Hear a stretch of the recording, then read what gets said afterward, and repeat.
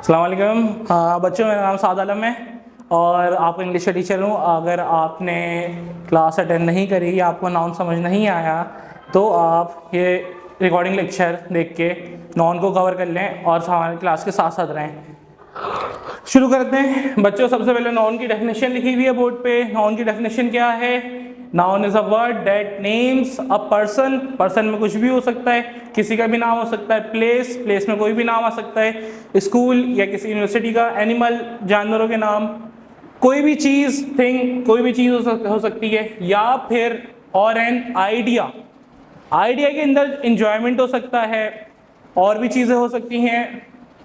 ये यहाँ पर आपकी एक प्रोफेशनल लेवल पे आपके नाउन की डेफिनेशन पूरी होती है। इसके बाद आपके पास आते हैं नाउन्स की टाइप्स।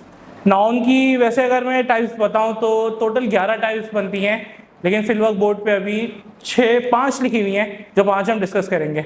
सबसे पहली टाइप हमारे पास आती है नाउन की, वो है common noun and proper noun. Common noun क्या है सर? कॉमन नाउन के अंदर आप किसी भी चीज़, जगह, जनरलाइज, किसी भी चीज़, जगह, जानवर या किसी नाम को जनरलाइज वे के अंदर उसका नाम लेते हो या लिखते हो। मिसाल के तौर पे ये स्कूल है, या मिसाल के तौर पे जब आप किसी को डायरेक्शन बता रहे हो कि आप यहाँ से सीधे चले जाएं, 2 स्टॉप बाद वहाँ से आप लेफ्ट टर्न ले लीजिएगा, आगे जाके हॉस्पिटल होगा, तो वहाँ पे आपने हॉस्पिटल बोला, ये कॉमन नाउन है।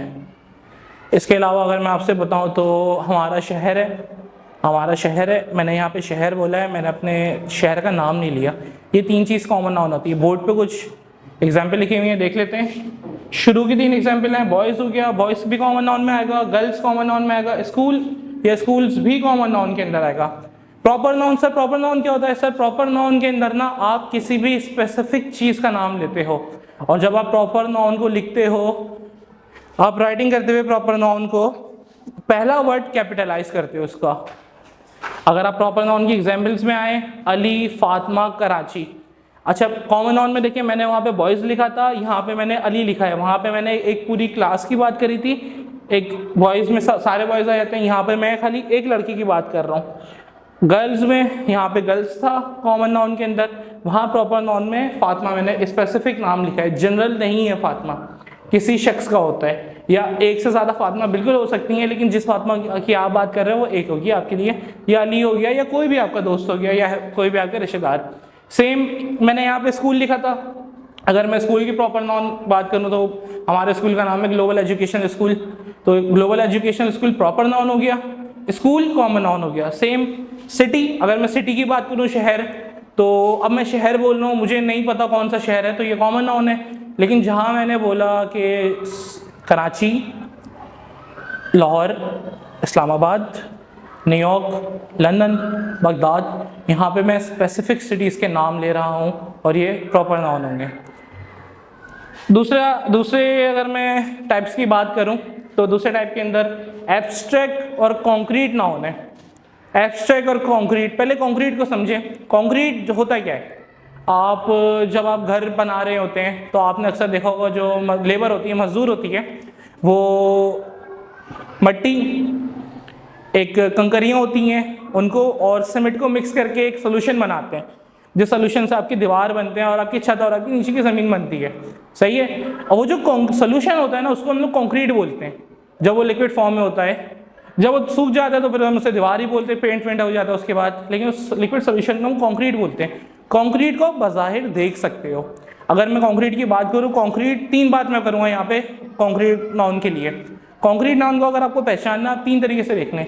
क्या वो चीज़ फिजिकल फॉर्म में एग्जिस्ट करती है? क्या उस चीज़ को आप छू सकते हो? क्या उस चीज़ को आप देख सकते हो? अगर आप ये 3 में से कोई 2 या 1 चीज़ कर सकते हो तो वो चीज़ कॉन्क्रीट नाउन के अंदर आती है। सर मिसाल के तौर पे कॉन्क्रीट नाउन के अंदर क्या क्या आ सकता है? सर आपको हद्दे निगाह जितनी चीज़ें नज़र आ रही हैं ना, वो सब कॉन्क्रीट नाउन के अंदर आएंगी।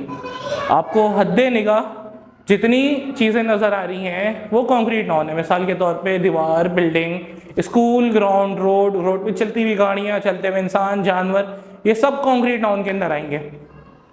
सर इसके अलावा अगर मैं बात करूँ कॉन्क्रीट नाउन के अंदर, तो दिल हो गया और दिमाग।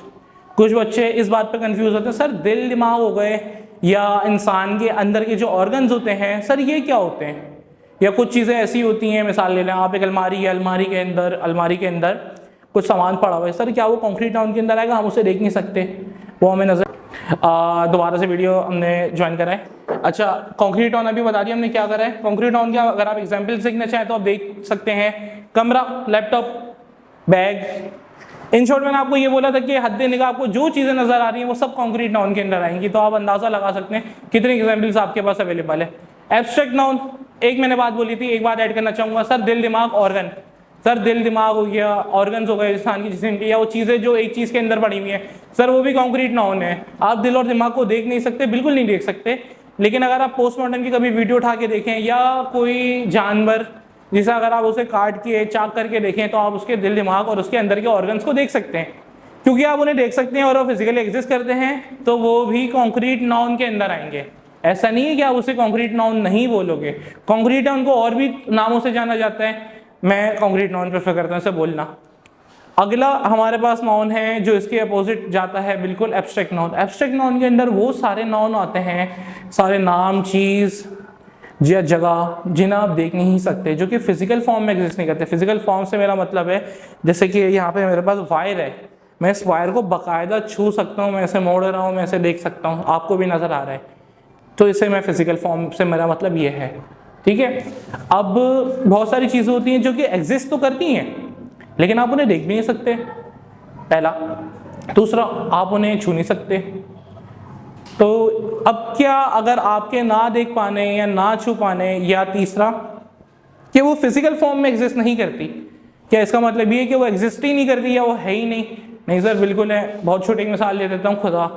आप खुदा को ना देख सकते हो, ना आप खुदा को छू सकते हो, ना आप खुदा हमारे लिए हमारे नज़रिए से फिजिकल फॉर्म में एग्जिस्ट करता है, तो सर क्या खुदा है ही नहीं? नहीं, खुदा है, बिल्कुल है।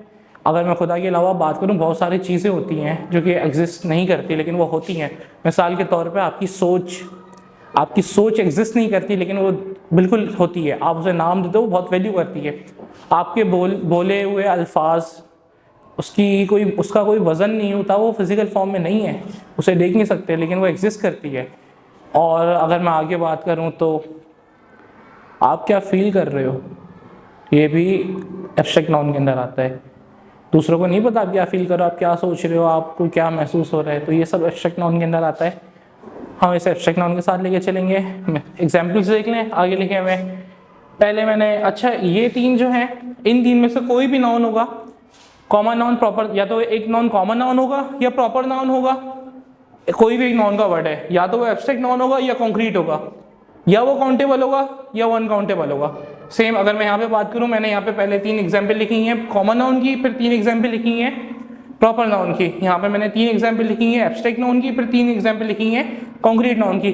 कॉन्क्रीट नाउन के अंदर, एब्स्ट्रैक्ट नाउन के अंदर मैंने मिसाल के दी है गैसेस, जितनी भी गैसेस हो गई, मीथेन, इथेन, प्रोपेन, हेक्सेन, सुई गैस, या कोई भी और गैसेस हो गई आपकी, और क्रूड ऑयल में से आपकी बहुत सारी गैसेस निकलती हैं, या कोई भी गैस फॉर्म के अंदर, आप उसे देख नहीं सकते, लेकिन क्या इसका मतलब ये है कि वो एग्जिस्ट नहीं करती? नहीं सर, वो एग्जिस्ट करती है, तो आप उसे एब्स्ट्रैक्ट नाउन कहोगे। गैसेस, फीलिंग हमने बात कर ली, इमोशंस हमने बात कर ली। अगले नाउन पर आ जाए, काउंटेबल नाउन और अनकाउंटेबल नाउन।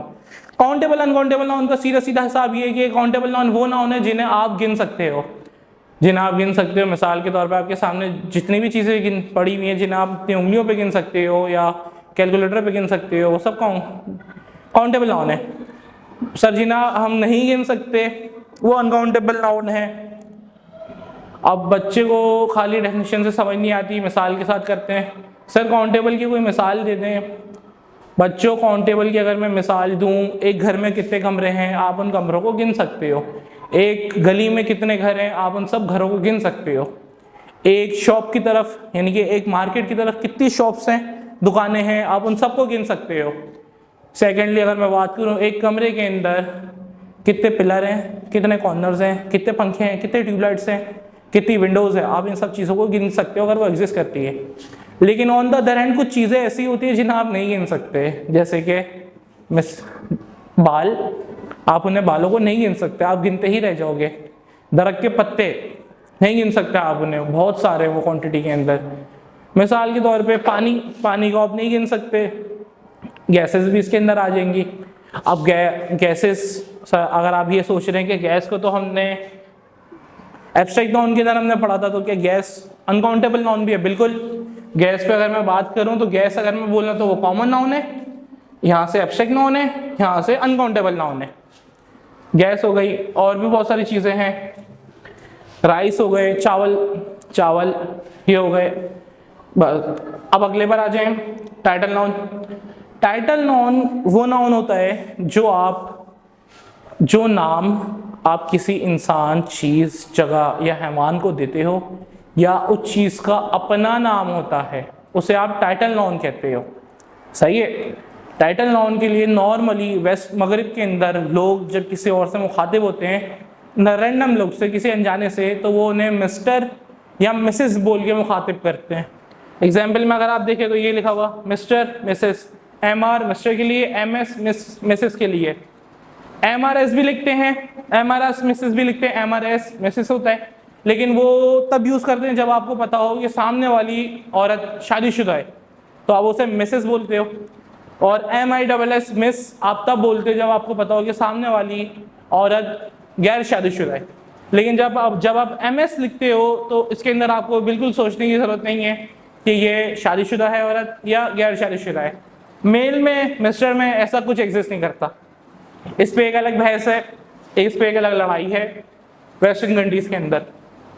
अगर आप बात करें तो ये तो इंसानों के टाइटल नाउन हो गए। इसके अलावा सर है, मैडम है।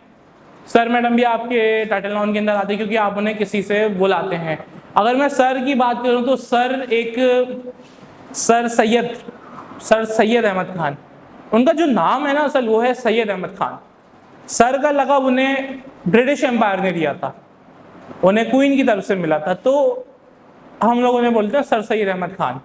सही है। तो और भी लक़ब होते हैं, या आप किसी को अगर कोई लक़ब बना के बोलते हो तो वो भी एक लक़ब है, वो भी टाइटल नाउन है। मिसाल के तौर पे कायद आज़म मोहम्मद अली जिन्ना, उनका असल नाम है मोहम्मद अली जिन्ना, लेकिन हम उन्हें क्या बुलाते हैं? कायद आज़म। फिर एक हमारे एक और हैं हीरो पाकिस्तान के, अल्लामा इकबाल। अल्लामा इकबाल को शायर मशरिक भी बुलाते हैं, द पोइट ऑफ ईस्ट, तो ये भी एक टाइटल नाउन है। इसके अलावा अल्लाह ताला के अस्माए हुस्ना जो 99 नाम है, ये भी टाइटल नाउन है। आखिरी इस वीडियो के लिए कंपाउंड नाउन। कंपाउंड नाउन के अंदर अगर मैं बात करूँ क्या होता है? कंपाउंड नाउन वो नाउन होते हैं जो नाउन आप दो वर्ड को एक साथ मिला के बनाते हो। तरीका क्या है? या तो दो नाउन को एक साथ आपने मिला के बना दिया, दो वर्ड को साथ मिला के बना दिया, या एक नाउन को आपने साथ मिला के बना दिया। इसके कुछ तरीके होते हैं, उन तरीकों पे बात नहीं कर रहा मैं, सिर्फ समझाने की नीयत से समझा रहा हूँ अभी कि अगर आप दो वर्ड को एक साथ मिला के कोई वर्ड बना रहे हो उसे आप कंपाउंड नाउन कहते हो। सर कंपाउंड नाउन की एग्जाम्पल क्या होगी? Sir sleeping bag, sir sketch pencil, sketch marker. इसके अलावा अगर मैं बात करूं, ये व्हाइट बोर्ड है, ये व्हाइट बोर्ड है, एक ब्लैक बोर्ड भी आपके पास होता है, ठीक है? तो मैं ये दो वर्ड को मिलाकर एक वर्ड बना रहा हूँ, व्हाइट और बोर्ड, ब्लैक और बोर्ड। स्केच एक अलग चीज होती है, पेंसिल एक अलग चीज होती है, लेकिन मैंने दोनों को साथ मिलाया, एक वर्ड बना दिया। स्केच अलग, पेन अलग, मैंने दोनों को साथ मिलाया, सेम बना दिया। एग्जाम्पल्स आप कॉपी कर सकते हैं, वीडियो को पॉज कर लें अगर आपको इसमें से कुछ भी कॉपी करना हो। आज के लिए इतना ही है बच्चों। नाउन का पार्ट 2 जल्दी से आ जाए। हमने 8 टाइप्स पढ़ ली थी, 9 टाइप पर आए। मास नाउन। मास नाउन क्या होता है? मास नाउन एक टाइप होता है नाउन का जो कि आप वर्ड यूज करते हो मासेस के लिए। मासेस क्या होते हैं? जो एक ढेर होता है ना चीज़ों का, उसके लिए आप यूज करते हो। यानी कि ऐसा गंदम, जब गंदम की फसल काश होती है, गंदम के बड़े बड़े ढेर बन जाते हैं, और वो लोग चादरें बोरे रखते हैं, उसी के ऊपर इतने इतने ढेर बना देते हैं, वो इतने इतने ढेर होते हैं। शुगर के अंदर सेम केस है। इसके अलावा चावल के अंदर यही मामला आता है। तो जो भी चीज़ अगर मास नंबर के अंदर है ना, मास क्वांटिटी, बहुत बड़ी क्वांटिटी में, उसको आप मास नाउन के अंदर लेकर आते हो। एग्जाम्पल देखो, ब्रेड, मिल्क। ब्रेड आप लंबी ज़्यादा क्वांटिटी में बनती है, उसके बाद उसको कट कर देते हो आप, सही है? मिल्क, दूध एक ज़्यादा क्वांटिटी में आता है, उसे काउंट भी नहीं कर सकते आप। वैसे जो मास नाउन होता है वो अनकाउंटेबल नाउन ही होता है, क्योंकि आप मास नाउन को भी काउंट नहीं कर सकते। राइस, बर्फ, snow, sugar, water etcetera. Sir अगला 10वां partitive noun. Sir partitive noun क्या होता है? Words that indicate a part word that indicates a part और अ पीस कह लो या क्वांटिटी कह लो of something as a distinct item from a whole. मैंने वहां पे आइटम नहीं लिखा, आप चाहे तो आइटम कर लें, चाहे तो आप ऐसे लिख लें, कोई मसले वाली बात नहीं है। A distinct item from a whole. Sir इसकी उर्दू में अगर बताऊं ना, वर्ड अल्फाज जो बताता है या दिखाता है एक हिस्से को, या क्वांटिटी जो आप किलो के अंदर तोल लो किसी भी चीज को या लीटर में तोल लो, इसका मतलब वो है किसी ऑफ समथिंग, किसी भी चीज का एज अ सेपरेट थिंग। सही है, डिस्टिंक्ट फ्रॉम अ होल, किसी भी चीज को सेपरेटली वो दिखा पाए। Partitive noun provides a mean to count uncountable noun and mass noun. Sir partitive noun का काम क्या है? सर पार्टिटिव नाउन ये करता है कि वो आपको ना एक आइडिया देता है, वो आपको तरीका देता है कि आप मास नाउन और अनकाउंटेबल नाउन को पढ़ पाएं। मिसाल के तौर पे अगर मैं आपसे बोलूं कि सर क्या आप बाल गिन सकते हो? नहीं, आप नहीं गिन सकते, लेकिन मैं अगर चंद बाल एक ग्लास के अंदर रख के आपके आगे रख दूं तो आप उन्हें गिन सकते हो। क्यों? क्योंकि मैं उसे सेपरेट कर रहा हूँ बाकी बालों से। सेम सर अगर मैं आ गया हूँ मिसाल दूं, a piece of advice. Advice sir uncountable noun है। एडवाइस आप किसी को भी कोई एडवाइस देते हो, सलाह देते हो, आप उसे काउंट नहीं कर सकते, लेकिन एक पीस, उसका एक टुकड़ा। अब पाइल ऑफ रबिश, रबिश होता है कचरे का ढेर। अब जब पाइल हो जाता है ना, जब यूं बन जाता है इस तरह, एक पूरा पहाड़, छोटा सा पहाड़ बन जाए, मिनी माउंटेन, उसे कहते हैं pile of rubbish. A litre of water etcetera, अलग अलग तरीके से। यानी कि मिसाल के अ पीस ऑफ ब्रेड, आप लोग जो डबल रोटी खरीदते हैं वो इस तरह नहीं बनती, वो पहले डबल रोटी का डो होता है आटे का, मैदे का, वो उसको गूंदते हैं, वो उसको बनाते हैं, जब वो बन जाता है फिर उसको वो बेक करते हैं, बेक करने के बाद कट करके वो आपको देते हैं, तो वो एक डबल रोटी का टुकड़ा होता है। तो अगर आप उस पूरी डबल रोटी में से एक निकाल लो तो वो एक है। लेकिन मैं अगर देखूँ वो डो है, जब वो आटे की शक्ल में होता है या मैदे की शक्ल में, आप उसको नहीं गिन सकते। लेकिन अगर मैं हाथ डाल के एक टुकड़ा तोड़ लूँ और मैं बोलूँ इसका वजन क्या है, तो आप उसे बता सकते हो कि ये क्या वजन है इसका, ये कितना अमाउंट में है। सर आगे आए, सर आगे collective noun. Sir collective noun क्या करता है? Collective noun denotes a group of human, animal, concept और an idea. Sir collective noun के अंदर आप किसी भी एक ग्रुप ऑफ लिविंग थिंग या नॉन लिविंग थिंग को आप एक ग्रुपिंग करते हो उनकी। सही है सर। मिसाल के तौर पे आपको जब टीचर क्लास के अंदर आता है तो वो हर बच्चे का नाम लेके नहीं बोलता, वो सलाम करता है, अस्सलाम वालेकुम class, how are you class. अब वो क्लास से मतलब है वो जितने बच्चे क्लास के अंदर बैठे हुए हैं उन सबको बोलता है। तो ये कलेक्टिव नाउन होता है। कलेक्टिव नाउन की अगर मैं मिसाल दूं, कुछ मिसालें समझने और याद करने वाली हैं। प्राइड का जो वर्ड है ना, वो आप उन जानवरों के लिए इस्तेमाल करते हो, अ प्राइड ऑफ लॉयन, चीता, टाइगर, जो शिकारी जानवरों के लिए आप वर्ड यूज करते हो प्राइड का। Flock, a flock of bird, flock आप यूज करते हो परिंदों के लिए, अ फ्लॉक ऑफ, परिंदों के वैसे मुझे नाम याद नहीं है, पैरट्स कर लो, मुझे एग्जैक्टली किसी परिंदे का नाम याद नहीं है।